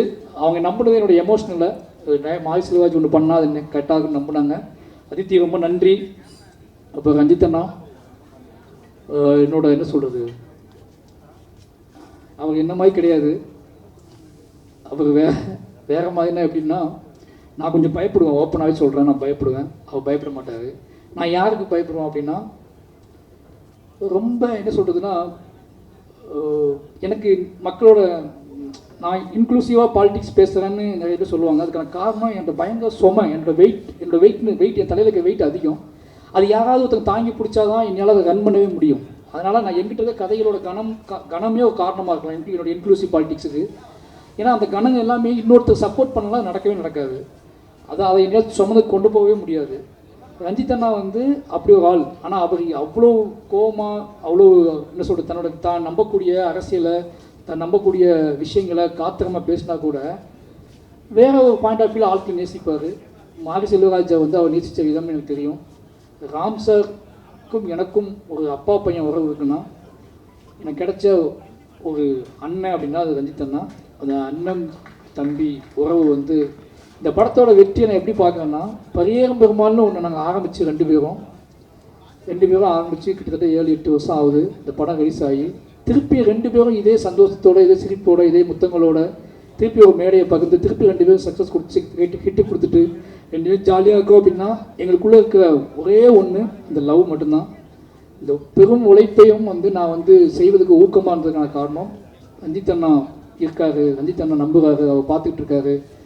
அவர் என்ன சொல்கிறது, அவர்கிட்ட போய் நல்ல பேர் வாங்கணும் அப்படின்னு. நான் ராம்சாருக்கு அப்புறம் நல்ல பேர் வாங்கணும்னு ஆசைப்பட்ட ஒரே ஆள் ரஞ்சித் அண்ணாக்கிட்ட தான். ராம்சார்ட்ட எப்போவுமே 24 மணி நேரம் நல்ல பேர் வாங்கணும்னு ஆசைப்படுவேன். அதே மாதிரி ரஞ்சித் அண்ணாட்ட நல்ல பேர் வாங்கணும்னு ஆசைப்பட ஆரம்பித்தேன். இது ரெண்டும் சேர்ந்து மிக்ஸ் ஆனது தான் மாரி செல்வராஜ். அப்படி ஒரு நல்ல பேர் வாங்கிக்கன்னு நினைக்கிறேன். ஏன்னா பெரிய பெருமாளுக்கு லவி சொன்னார், இந்த படத்துக்கும் லவி சொன்னார், என்னுடைய எல்லா படத்துக்கும் சொல்லுவார், என்னை பார்க்க போனால் சொல்லுவார். அந்த அன்பை பாதுகாப்பதற்காகவே நான் தொடர்ந்து எங்கிட்ட இருக்க சில விஷயங்களை பாதுகாத்துக்கிட்டு இருக்கேன். ரொம்ப நன்றிண்ணா. எனக்கு ஆச்சரியமாக இருக்குது. இது சரியாக முடிஞ்சிடுமான ஒரு பயம் இருந்துச்சு. நம்ம பெரிய பெருமாளுக்கு அப்புறம் 2 பேரும் ஒன்றா சேர்றோம். இது நீளத்துக்கும் உங்களுக்கும் எனக்கும் இல்லை நம்மளை பார்த்துக்கிட்டு இருக்க எல்லாத்துக்கும் இது ஒரு முக்கியமான படமாகவும் நம்மளோட ஆகச்சிறந்த படமாகவும் இது இருக்குன்னு ஆசைப்பட்டேன். அது ஒவ்வொரு நாளும் பெரிய பயத்தை கொடுத்துச்சு, பதட்டத்தை கொடுத்துச்சு. எப்படி பெரிய இப்போ துருவுக்கு முன்னாடி விக்ரம் சார் அப்படிங்கிற ஒன்று வைக்கிறாங்கல்ல, அதே மாதிரி எனக்கு முன்னாடி எப்போவுமே ரஞ்சித் அண்ணா, ராம் சார்னு ஒன்று இருந்துகிட்டே இருக்கும். இவன் நம்பிக்கை நம்ம காப்பாற்றுவோமான்னு சொல்லி. இந்த படத்தோட வெற்றியை நான் எப்படி பார்க்குறேன்னா, முழுக்க நான் 2 பேருமே இன்றைக்கி பக்கத்தில் உட்காந்து விளையாண்டுக்கிட்டு இருக்கோம். அப்படிங்கிறது எங்களை விளையாட வைத்த சந்தோஷமாக உங்கள் முன்னாடி சிரிக்க வச்ச வெற்றி தான் இந்த பார்க்குறாங்க. 2 பேருமே மை மறந்து இருக்கோம் அப்படின்னா அவ்வளோ பெரிய வெற்றியை கொடுத்த தமிழ் மக்களுக்கு எவ்வளோ நன்றி சொன்னாலும் பத்தாது. 2 பேரும் அவ்வளோ சந்தோஷமாக இருக்கும். இந்த சந்தோஷம் முழுக்க தமிழ் மக்களால் கொடுக்கப்பட்டது. 2 பேரை பற்றி நீங்கள் கான்ஃப்ளிக்டாக பேசிகிட்டே இருக்கீங்க. ஆனால் அந்த 2 பேரை சந்தோஷமாக வச்சுக்கிறதும் ஒட்டுமொத்த தமிழ் மக்கள் தான். இந்த 2 பேரை மட்டும் மாரி செல்வராஜ், ரஞ்சித் மாரி செல்வராஜ் பேசிகிட்டே இருப்பீங்க. ஆனால் எங்களை அதிகமாக நேசிக்கிறாங்கன்னு எங்களுக்கு நல்லா தெரியும். அந்த நேசிப்புக்காக தொடர்ந்து உண்மையாக இருக்கணும் 2 பேரும் முடிவு பண்ணுறோம். 2 பேரும் அதுக்காக வேலை செஞ்சுட்டே இருக்கோம். ரஞ்சித் அண்ணா, லவ் யூ. ரொம்ப இந்த என்ன சொல்கிறது, நான் நீளத்துக்கு வந்து திருப்பியும் படம் பண்ணிக்கிட்டே இருப்பேன். ஓகேங்களா? அது நீங்கள் கேட்கணும் அவசியமே இல்லை. போர் அடித்தா கூட நான் நீளத்துக்கு படம் பண்ணுவேன். படமே இல்லாதப்ப சின்ன அமைதியாக இருப்பேன்ல, எனக்கு வாய்ப்பு மறுக்கப்படும் போது நீளம் எனக்கு கூப்பிட்டு படம் கொடுக்கணும். அப்போ அப்ளாஸ் சமீர் நாயர் அதே மாதிரி தான். ஒரு 10 பேர் இருக்காங்க. அவங்க என்ன பேசுவாங்க எனக்கு தெரியாது, ஆனால் அவங்க என்னை லவ் பண்ணுறாங்க. ஓகேங்களா? 10 பேர் வருவாங்க பாம்பேலேருந்து. என் ஆஃபீஸ்க்கு வந்தாங்க. என் கூட ஒரு நாள் நைட்டு ஃபுல்லாக ட்ராவல் பண்ணாங்க, நைட்டு தங்கினாங்க. இனி பாராட்டிக்கிட்டே இருப்பாங்க. நான் தேங்க்யூ சொல்லுவேன். இனி ரொம்ப நேசித்தாங்க. இப்போ வரைக்கும் சமீர் நாயக் வந்து எனக்கு மெசேஜ் அனுப்பிட்டே இருப்பார். ஒவ்வொரு ரிவ்யூவையும் ஒவ்வொரு விஷயத்தையும் எடுத்து மெசேஜ் அனுப்பிட்டே இருப்பார். ரொம்ப ஹாப்பியாக இருக்கும். எனக்கு என்ன ரிப்ளை பண்ணுன்னு தெரியாது. நான் ஒரு இதயத்தை அனுப்பிக்கிட்டே இருப்பேன். அந்த இதயமே அவருக்கு போதுமானதாக இருந்துச்சு. அப்ளாஸ் டீமுக்கு ரொம்ப நன்றி. மாரி செல்வராஜை ரொம்ப நம்பினதுக்கு, எனக்கான கேட்ட எல்லாத்தையும் செஞ்சு கொடுத்ததுக்கு ரொம்ப நன்றி. இந்த படத்தில் லிரிக் ரைட்டர் இல்லை, அறிவு பாட்டு எழுதியிருக்கான். நானும் அறிவு சேர்ந்து எழுதணும். அறிவு ரொம்ப நன்றி. அறிவு வீடனுக்கு நன்றி. ஏன்னா இவங்க 2 பேருமே நான் கூப்பிட்டோன்னே வந்து பாடி கொடுத்தாங்க. மற்ற பாடகர்கள் எல்லாத்துக்குமே ரொம்ப நன்றி. ஏன்னா நான் நிறையா அவங்க கிட்டத்தட்ட நிவாசம் நானும் சேர்ந்து அவங்க மாற்றி பாட வச்சோம். எல்லா பாடல்களுக்குமே ரொம்ப நன்றி. இந்த படத்தில் நான் லிரிக் எழுதுக்கு மெயின் காரணம் வந்து யுகபாரதி அண்ணா தான். அது சொல்லியிருக்கேன். ஏன்னா எல்லாருமே இல்லை, எல்லா வேலையும் நீயே பார்த்தா எப்படிறான்னு கேட்குறாங்க நிறைய பேர். ஏன் மற்ற லிரிக் ரைட்டர் கொடுக்கலாங்கன்னு சொல்லாங்க. யுகபாரதி என்ன ஒரு நாள் என்ன சொன்னார், டேய் நீ உள்ள ஆல்பம் எழுதி பாரு, அந்த கதையோட சம்மந்தப்பட்டே அது இருக்கும், நீ முழு ஆல்பம் நீ எழுதி பாருன்னு சொன்னார். அதுக்காக எழுதப்பட்டது தான் இந்த முழு ஆல்பமுமே. அவருக்கு ரொம்ப நன்றி. இந்த பாடல் சிறப்பாக வந்ததுக்கு காரணம் யுகபாரதி அண்ணன் ஒரு காரணம். யுகபாரதி அண்ணன் உங்களுக்கு ரொம்ப மிஸ் பண்ணுறேன். ரொம்ப நன்றி. கடைசியாக பைசன் காலமாடன், இவ்வளோ நேரம் என்னோடய டீமை பற்றி நான் பேசுகிறத நீங்கள் பொறுமையாக கேட்டதுக்கு ரொம்ப நன்றி. நான் யாராவது மிஸ் பண்ணியிருந்தால் மன்னிக்கணும். ரொம்ப எமோஷ்னலான ஒரு படம். இந்த படம் என்னோடய எல்லா படமும் அப்படி இருக்குன்னு சொல்லுவேன் டைலாக்கு. பட் ஆனால் இது வந்து ரொம்ப பரபரப்பான சில விஷயங்களை நம்ம வந்து துணிஞ்சு எடுக்கிறோம்.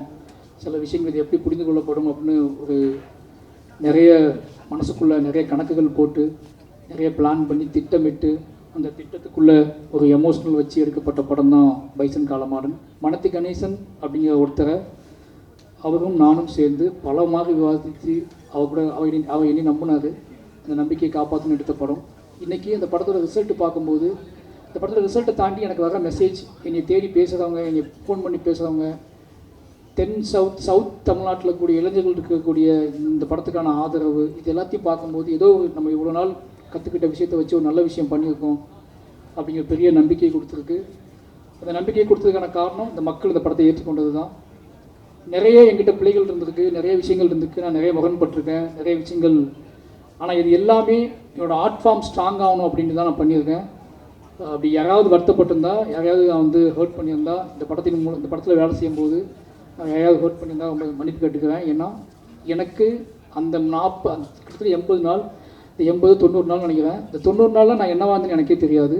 அது முழுக்க நான் ஆர்ட் ஃபார்முக்குள்ளே தான் இருந்து என்னோடய சினிமாக்குள்ளே இருந்திருக்கேன். அதை நான் மாற்றிக்க முயற்சி பண்ணுவேன். என்னோடய சினிமாவை அது என்னமோ தெரியல எனக்கு. அது நடக்கும்போது நான் அந்த சினிமாவை முழுசாக நான் தோற்றுவணும் அப்படிங்கிற தோற்றக்கூடாது அப்படிங்கிற பயத்திலே நான் நிறைய வேலை செஞ்சுக்கிட்டே இருக்கேன். அது எனக்கு ஏன் என்னை விட்டு போக மாட்டேங்குன்னு தெரில. அதனாலேயே கொஞ்சம் அதிகப்படியான வேலைகளை செய்கிறேன், கொஞ்சம் அதிகப்படியான நம்ம ஆட்கள்கிட்ட உழைப்பை வாங்க ட்ரை பண்ணுறேன், இன்னும் அதிகப்படியான நேரத்தை அவங்ககிட்ட எடுத்துக்கிறேன். நான் எப்படி இருக்கணும் அதே மாதிரி அவங்களும் இந்த படத்தில் அப்படி இருக்கணும்னு நினைக்கிறேன். இது சரியாக தப்பான்னு எனக்கு தெரியல. ஆனால் என்கிட்ட இருக்க எல்லாத்தையுமே நான் எப்படி இருக்க இந்த படத்துக்காக அதே மாதிரி நீங்களும் இருக்கணும்னு எதிர்பார்க்குறேன். அது நிறைய இடத்துல முரணாக இருக்குது, நிறைய இடத்துல பிரச்சனைகளை உருவாக்கியிருக்கு. ஆனால் ஃபைனலி இந்த படத்தோட ரிசல்ட் அவங்களுக்கானது தான். அவங்க அந்த நம்பி என்னை உழைச்சிருக்காங்க. அப்படி நான் முரண்பட்ட, நான் வருத்தப்பட்ட, இல்லை என்ன சொல்கிறது, என் மீது வருத்தப்பட்ட நிறைய பேருக்கு நான் நன்றி சொல்லிக்கிறேன். இந்த படம் மட்டுமே காரணம். இந்த படத்தை தாண்டி நான் எந்த வகையிலையும் யாரையுமே பகையாக நினச்சதில்லை, எதுவும் கிடையாது. பைசன் ஃபைனலி ரொம்ப ஒரு நல்ல அனுபவத்தை எனக்கு கொடுத்துருக்கு, ஒரு நம்பிக்கையை கொடுத்துருக்கு. நான் தொடர்ந்து வேலை செய்வதற்கான ஒரு பெரிய பலத்தை கொடுத்துருக்கு. இந்த படத்தை பாராட்டி இந்த படத்தை கொண்டாடிக்கிட்டு இருக்கிற அத்தனை இளைஞர்களுக்கும், அத்தனை மக்களுக்கும், யாருன்னே தெரியாத மக்களுக்கும் நன்றி சொல்லிக்கிறேன். நிச்சயமாக தொடர்ந்து நான் நல்ல படங்கள் எடுப்பேன்னு நினைக்கிறேன். தொடர்ந்து இந்த மாதிரி எவ்வளோ எதிர்ப்பு வந்தாலும், எவ்வளோ முரண் வந்தாலும், என்ன திருப்பிடலாம், என்னோடய நெரேட்டிவை மாற்றிடலாம், என்னை செட் பண்ணிடலாம்னு தயவு செஞ்சு யாரும் நினைக்க வேண்டாம். அது என் ரத்தத்திலே கிடையாது. எனக்கு அதுதான் வரும்னா நான் அதை விட்டு விலகுவதற்கான வாழ்க்கை என்கிட்ட இல்லை. அதை பற்றியே யோசிச்சுட்டு இருக்கேன், அதை பற்றியே போய் பேசுகிறேன், அதை பற்றியே பழகிட்டு இருக்கேன். அதை பற்றியே நான் உங்களுக்கு தெரியாது. இந்த படம் முடிஞ்ச அடுத்த படத்துக்கு இடையில நான் சந்திக்க போகிற பிரச்சனைகள், நான் சந்திக்கிற மனிதர்கள், அவங்க சொல்கிற கதைகள்லாம் கேட்டால் நீ வேறு எந்த படமும் எடுக்க முடியாது. நீங்கள் நினச்சிட்டீங்க ஒரு ஸ்கிரிப்ட் எழுதி முடிச்ச உடனே திருப்பி போய் வேறு அழகாக போய் ஒரு ரூம் போட்டு எங்கேயோ கொடைக்கானல்லையோ ஊட்டிலையோ இல்லை வெளிநாட்டிலையோ போய் உட்காந்து கதை எழுத அமைப்பான்னு நினைப்பீங்க. ஆனால் எங்களுக்கு அப்படி இருக்காது. எங்களுக்கு எப்படி இருக்கும்னா, ஒரு படத்துக்கும் இன்னொரு படத்துக்கும் இடையில நாங்கள் இருப்போம்ல, இந்த இடையில இந்த தமிழ் சமூகம் எப்படி இருக்குது, இந்த இந்திய சமூகம் எப்படி இருக்குது, இது இடையில சந்திக்கிற மனிதர்கள் என்ன சொல்கிறாங்க, அவங்க என்ன பேசுகிறாங்க, அவங்க நம்மளோட என்ன எதிர்பார்க்குறாங்க, அவங்க எவ்வளோ அழுறாங்க, எவ்வளோ கண்ணீர் செஞ்சுறாங்க, என்ன கேள்வியில் கேட்குறாங்க. நம்ம என் சட்டையை பிடிச்சி கேட்டவங்க நிறைய பேர் இதெல்லாம் எப்படா நீ படம் பண்ணுவேன், இதை என் கதையை நீ எப்போ சொல்லுவேன், உன் கதையை எப்போ சொல்லுவேன்னு சொல்லி என் சட்டையை பிடிச்சி கேட்டவங்க நிறைய பேர் எனக்கு தெரியும். எனக்கு ஏன்னா அவ்வளோ கதைகள் இருக்காங்க. திருப்பி நீங்கள் மறுபடியும் என்கிட்ட அந்த நெகட்டிவ் செட் பண்ண ட்ரை பண்ணாதீங்க. நான் ரொம்ப நிலையானவனாக இருக்க விரும்புகிறேன். என்னோடய நிலையான தன்மையை யாராலையும் மாற்ற முடியாதுன்னு நினைக்கிறேன். உங்களோட வேண்டுகோளாகவே வச்சுக்கிறேன். திருப்பி இந்த கேள்வி நீங்கள் என்கிட்ட கேட்பீங்க அப்படின்னா நான் அதுக்கு மௌனம் தான் பதிலாக சொல்லணும்னு நினைக்கிறேன். இனிமேல் இந்த மாதிரி கேள்விக்கு நான் எதிர்கொள்ள மாட்டேன்னு நினைக்கிறேன். பத்திரிகையாளர் ஒரு வேண்டுகோளாக சொல்கிறேன், ஏன் இந்த மாதிரி படம் எடுக்கிறீங்க கேள்வியை இனிமேல் என்கிட்ட தவிர்த்துங்க. அது என்னை ரொம்ப பாதிக்குது. மறுபடியும் சொல்கிறேன், எமோஷனலாக சொல்கிறேன். என்னை மட்டும் பாதிக்குதில்லை, இந்த வேலையை பாதிக்குது, என்னோடய நெரேட்டிவை பாதிக்குது, என்னோடய சிந்தனையை பாதிக்குது. நான் உங்களை நேசிக்கிறேன், உங்களை அன்பு செலுத்துகிறேன். நான் உங்களை திருப்பி அதே மாதிரி கேள்வி கேட்க முடியும். அந்த கேள்வியை கேட்கக்கூடாது, உங்களுக்கு எனக்கு முகம் வந்துக்கூடாதுன்னு நினைக்கிறேன். ஏன்னா நான் கூடி வாழ ஆசைப்படக்கூடிய வாழாக தான் இருக்கேன். நான் திருப்பி அந்த கேள்வியை நீங்கள் திருப்பி என்னை கேட்டிங்க அப்படின்னா நான் இன்னும் அதிகமாக வேலை செய்வேன். ஆனால் உங்களை அவாய்ட் பண்ண ட்ரை பண்ணணும்னு நினைக்கிறேன். ஏன்னா எக்காரணத்தை கொண்டும் என்னோடய கலையவோ, என்னோடய ஆர்ட் ஃபார்மையோ, என்னோடய அரசியலையோ யாராவது பிடுங்க ட்ரை பண்ணாங்கன்னா நான் மூர்க்கமாக ஃபைட் பண்ணுவேன். அந்த மூர்க்கத்தை நிச்சயமாக சொல்கிறேன், என்னோடய ஆர்டிஸ்ட்டுக்கே தெரியும், என்னோடய வேலை பார்த்தவங்களுக்கு தெரியும். அந்த மூர்க்கம் நானே எதிர்பார்க்காத மூர்க்கம். அது நான் அப்படி போகக்கூடாதுன்னு ரொம்ப நம்புவேன். நீங்கள் எல்லாம் என்னை நேசிக்கணும் தெரியும். அதனால் தயவு செஞ்சு இந்த கேள்வியில் நீங்கள் அவாய்ட் பண்ணிவிடுங்க. நான் மாரி செல்வராஜ் படம்னா அது இருக்கும். மாரி செல்வராஜ் அதற்காக கிளம்பி வந்தவன் தான். மாரி செல்வராஜ் எடுக்கிறது சாதி படமான்னு கேட்டால் அது உங்கள் மொழி. என்னோடய மொழி மாரி செல்வராஜ் எடுப்பது சாதிய எதிர்ப்பு படம். அந்த எதிர்ப்பு படத்தை நான் தொடர்ந்து எடுத்துக்கிட்டே இருப்பேன். நான் இதை ஒரு திமிர்லேயே சொல்லலை, இங்கே சொல்கிறேன், எமோஷனலாக சொல்கிறேன். நான் எப்போவுமே என்னோடய ஆர்ட் ஃபார்மை நம்புவேன். நான் அரசியல்வாதி கிடையாது, நான் கட்டுரையாளன் கிடையாது, நான் ஆய்வாளர் கிடையாது. நான் என் வாழ்க்கையை பணயமாக வச்சு படம் எடுத்துகிட்டு இருக்க ஒருத்தன். என் வாழ்க்கையை கலையாக மாற்றிக்கிட்டு இருக்கேன். என்னோடய கலைக்கு ஒரு வெறி இருக்குது, என்னோடய கலைக்கு ஒரு ஆற்றாமை இருக்குது, என் கலைக்கு ஒரு கண்ணீர் இருக்குது, என் கலைக்கு சில கேள்விகள் இருக்குது, என் கலைக்கு ஒரு பயங்கரமான காதல் இருக்குது, இந்த சமூகத்தை பற்றி ஒரு காதல் இருக்குது. இது எல்லாத்தையும் ஒன்றா சேர்த்து நான் உங்களுக்கு கொடுக்க ட்ரை பண்ணிக்கிட்டே இருக்கேன். ஒரு 250 படம் வருது வருஷத்துக்கு, 300 படங்கள் வருது. உங்களுக்கு கொண்டாட்டம், உங்களை குதூகலப்படுத்தக்கூடிய படங்கள் எவ்வளவோ வருது. இந்த ஒருத்தனை விட்டுருங்களேன், அவனை ஏன் போட்டு அவனே திருப்பி அந்த கூட்டத்தில் போய் ட்ரை பண்ணுறீங்க? இனி விட்டுருங்க. நான் உங்களுக்கு பார்க்க பிடிக்கணும்னு பரவாயில்ல, தயவு செஞ்சு நான் உருவாக்கி கஷ்டப்பட்டு கற்றுக்கிட்ட என்னோட இவ்வளோ வாழ்வியல் அனுபவத்தை நீங்கள் முடிவு செய்ய முயற்சி பண்ணாதீங்க. மற்றபடி இதெல்லாம் பண்ணால் கூட ஏதோ வகையில் நீங்கள் என்னை ஏற்றுக்கொள்கிறீர்கள் அப்படிங்கிற பெரிய பொறுப்பும் நம்பிக்கையும் எனக்கு இருக்குது. அந்த நம்பிக்கையின் அடிப்படையில் மறுபடியும் இந்த தமிழ் சமூகத்துக்கு முன்னாடி மாரி செல்வராஜாக நான் என் நன்றியை சொல்லிக்கொண்டே இருப்பேன். நான் இந்த பாடலை பாடிக்கொண்டே இருப்பேன். கடைசியாக என்னோடய அசிஸ்டன்ட் டீம், என்னோடய கேமரா அசிஸ்டன்ட் டீம், என்னோடய ஒட்டுமொத்த டீம், என்னை பயங்கரமாக உழைச்சிருக்கானுங்க. அவனுக்கு எப்போவுமே உங்களுக்கு தெரியும் இந்த மாதிரி ஆள் கூட வேலை பார்க்கறது கொஞ்சம் கஷ்டம்னு சொல்லி, ஆனால் அவங்க எனக்கு நம்பி வேலை பார்த்துருக்காங்க. அவங்க எல்லாத்துக்குமே ரொம்ப நன்றி. இந்த வெற்றி வந்து எவ்வளோ சிரித்து என்ன பண்ணாலும் ரொம்ப எமோஷ்னலான வெற்றி எனக்கு நல்லா தெரியும். நானும் துருவும் எப்படி இருக்குன்னு எனக்கு தெரியும். ஏன்னா இது சாத்தியமான எல்லோரும் கண்மணி எப்படின்னா அந்த நாள் அவனுக்கு நான் ட்ரைனிங் கொடுக்கும்போது நான் அதை உணர்ந்தேன். இப்படி ஆரம்பிக்கிறோமே, ஏன்னா அவன் அப்படி தான் வந்து அங்கேருந்து வரும்போது இப்படி ஆரம்பிக்கிறோமே, இவனுக்கு எப்படி மாற்ற போவோம், இது எப்படி நடக்க போகுது, இது சாத்தியமா அப்படி பயத்தில் நாங்கள் இருந்தோம். 2 பேத்துக்குள்ளும் இருந்த ஒரு வெறி தான் இந்த கதையே பண்ணியே ஆகணும்னு இந்த வெறி எனக்கு இருந்துச்சு. சினிமாவை நம்ம யாருன்னு காட்டியே அவனுங்க வெறி அவனுக்கு இருந்துச்சு. இந்த 2 பேரோட வெறி தான் இந்த படத்தை இத்தனை தூரம் இத்தனை உழைப்பில் தூக்கி கொண்டு வந்து சேர்க்கறதுக்கு ஒரு முக்கியமான காரணமாக இருந்துச்சு. எங்களோட உழைப்புங்கிறது நம்ம உழைப்பின் மூலமாகவே வெற்றி பெற வேண்டும்னு ஆசைப்படக்கூடிய ஆளாக நாங்கள் இருக்கோம். எங்கள் உழைப்பின் பாதையை மாற்ற முயற்சிக்காதீர்கள். உங்கள் அனைவருக்கும் மறுபடியும் நன்றி. பைசன் ஏற்றுக்கொண்ட அத்தனை மக்களுக்கும் ரொம்ப நன்றி. என்னோடய டீமுக்கு ரொம்ப நன்றி. கடைசியாக என்னோடய குடும்பத்துக்கு, என்னோடய குடும்பம் வந்து சொல்லி ஆகணும். நான் பதட்டமான ஒரு வாழ்க்கையிலேயே இருக்க மாதிரியான ஒரு தோற்றத்தை அவங்களுக்கு கொடுத்துக்கிட்டே இருக்கேன். ஒரு சினிமா இயக்குனர் வெற்றி பெற்றதுக்கப்புறம் அது எவ்வளோ பெரிய கொண்டாட்டமாக இருக்கும், அந்த கொண்டாட்டம் எப்படிப்பட்டதாக இருக்கும் அப்படின்னு அவங்க பார்த்துருப்பாங்கல்ல, கேள்விப்பட்டிருப்பாங்க. அப்படி கொண்டாட்டத்தை நான் அவங்களுக்கு கொடுக்கல. ஏன்னா ஃபோன் வந்தால் பயப்படுவாங்க, நான் யார்ட்டையாவது பேசினா பயப்படுவாங்க. அதுக்கான காரணம் என்னென்னா ஏதோ ஒரு வகையில் நான் டிஸ்டர்பாகவே இருக்குன்னு நினைப்பாங்க. ஆனால் அவங்கள்ட்ட சொல்லிக்கிறேன், நான் ரொம்ப நீங்கள் நிறைவாகவே இருக்கேன். என் மனசில் கடைசி என்ன சொல்கிறது, நீங்கள் எல்லாத்தையும் பேசிட்டேன்னு நினைக்கிறேன். இனிமேல் அவங்க எனக்கு தொந்தரவு பண்ண மாட்டாங்க அப்படின்னு நான் சொல்லிக்கிறேன். அப்போ இன்னொரு முக்கியமான ஒரு விஷயம் நான் வந்து ஏதோ இன்டர்வியூ சொல்லும்போது நடந்துச்சு சொன்னாங்க. அது நான் ஏதோ தப்பாக சொல்லிட்டேன்னு சொல்லி, கதாநாயகிகள் கருப்பாக இருக்க கதாநாயகிகளை ஏன் சூஸ் பண்ண மாட்டேங்க யாரோ என்கிட்ட கேட்டாங்க. நான் சொல்கிறேன், இது வரைக்கும் எந்த ஆர்டிஸ்ட்டுமே வந்து அவங்க இந்த கலரில் இருக்காங்க, இவ்வளோ அழகாக இருக்காங்க, நான் எந்த ஆர்டிஸ்ட்டையும் பார்த்தது இல்லை. நாங்கள் எல்லாருமே வந்து எப்படி சொல்கிறதுனா, நாங்கள் எல்லாருமே வந்து யார் இதுக்கு முழுசாக உழைப்ப போடுவாங்களோ, யார் நம்ம நம்புவாங்களோ அவங்க கூட தான் நான் வேலை செஞ்சுக்கிட்டே இருக்கேன். அவங்களுக்காக தான் நான் வேலை செஞ்சுக்கிட்டே இருக்கேன்.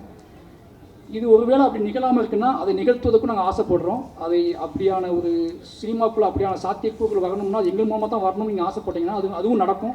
அதையும் நாங்கள் செய்வோம்னு நினைக்கிறேன். அப்படியாப்பட்ட படமே நான் எடுப்பேன். அது ஒருவேளை ஏன்னா உங்களுக்கு நல்லாவே தெரியும், சினிமா வந்து காம்ப்ரமைஸில் ஒரு இடத்துல இருக்குது. ஏன்னா முதலாளிகள் இருக்காங்க, பட்ஜெட் இருக்குது, பணம் இருக்குது, ஆடியன்ஸோட மனநிலை இருக்குது.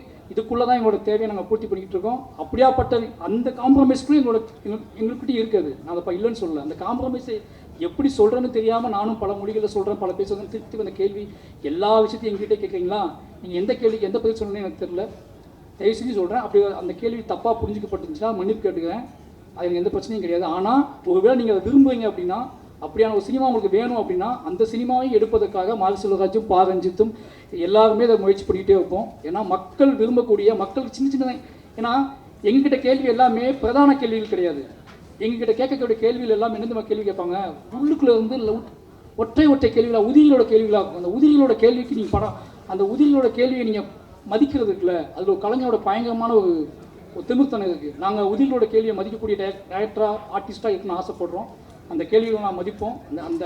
அதை நான் ரஞ்சித்தனும் நான் நிகழ்த்தி காட்டும்னு நினைக்கிறேன். நிச்சயமாக அதில் ஏதாவது புண்பட்டு இருந்தால் என் மன்னிப்பு கேட்டுக்கிறேன்.